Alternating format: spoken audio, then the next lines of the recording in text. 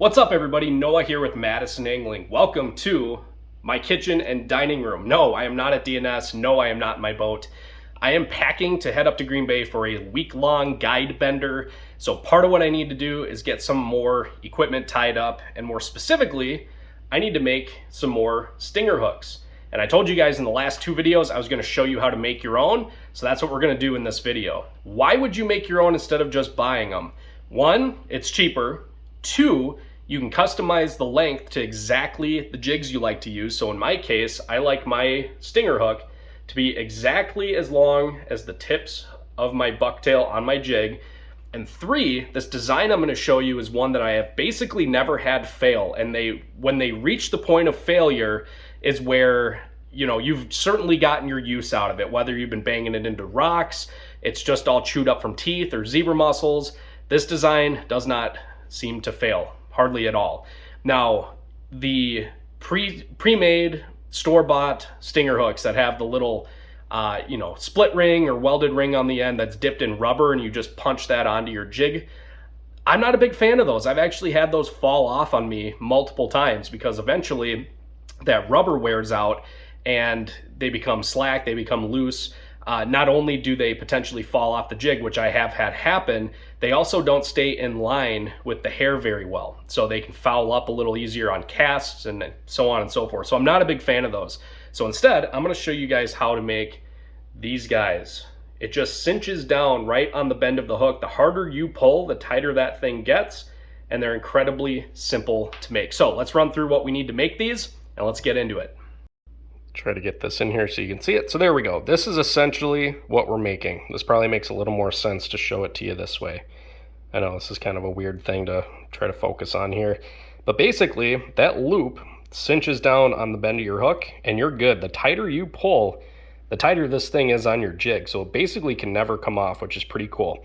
So as far as what we need to actually make these is concerned, first off, we need a little jig here. So I just took a scrap piece of wood, could have put a couple of brads in it.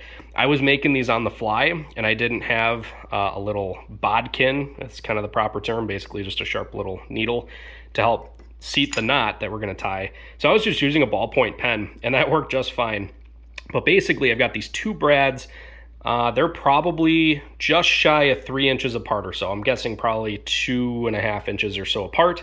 And one I have the head cut off of, the other one I do not. You'll see why here in just a minute.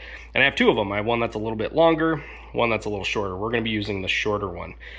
Next, we obviously need hooks. I like the VMC 9650s, if I can find it here. There it is. This is a number 10. You could go to a size 8 if you wanted to, but 8's a little big. I think a size 10 is about perfect. And you need some beads. I got these at Hobby Lobby. I don't know what size these are. They're very, very small and they are plastic. Do not use glass beads to do this. Glass will break and it will cut your line. The key though with these beads is the hole, okay? Tiny little hole, and I'll do the best I can to show you how I'm kind of sizing this all up here. But basically the leader material we're using is going to just barely fit through this bead twice. When we double it up and put it through this bead, I want it to just barely be able to get through there twice. If the hole is too big or the line diameter is too small, when we tie that knot, it'll just slip right through the hole in this bead and it will not work.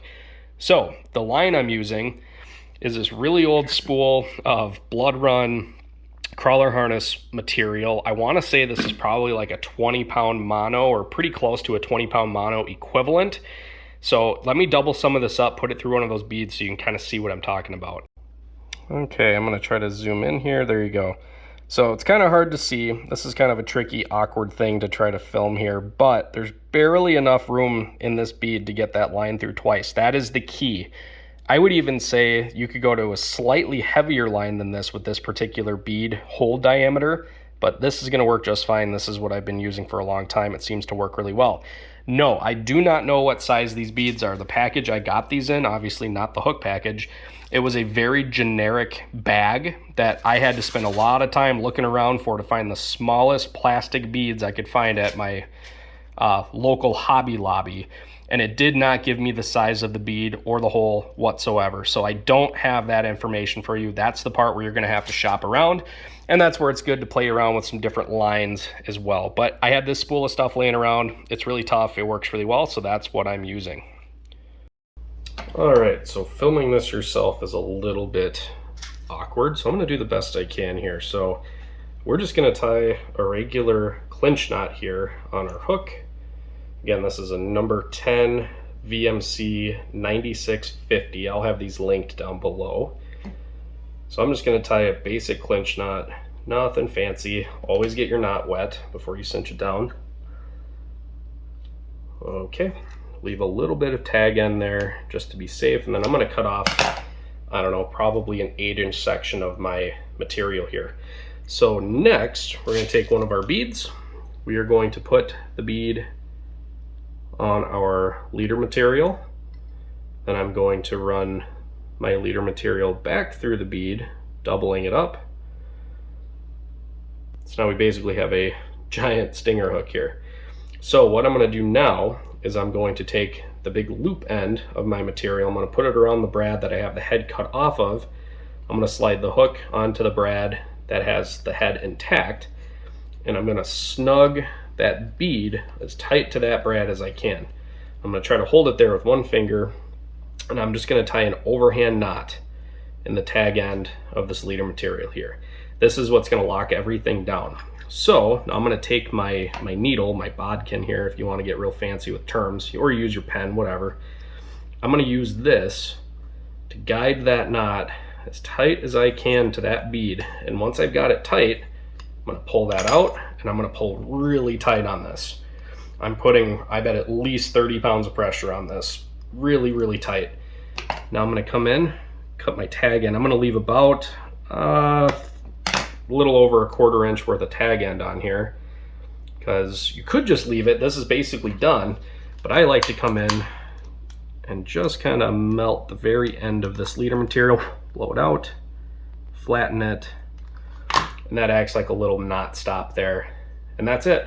We're done. We are finished.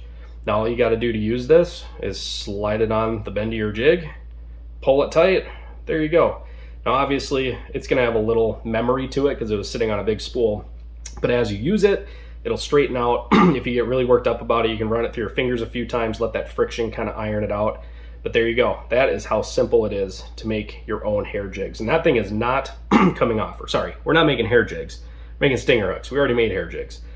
So there you go, guys. And this, by the way, has been one of my hottest colors. This gold head with the black hair. This has been absolutely disgusting this spring. So there you go. Super simple, super cheap, very consistent, and these things will not fail you. So if you're looking for stinger hooks or looking for ways to save a little bit of money, obviously things are expensive now, there you go.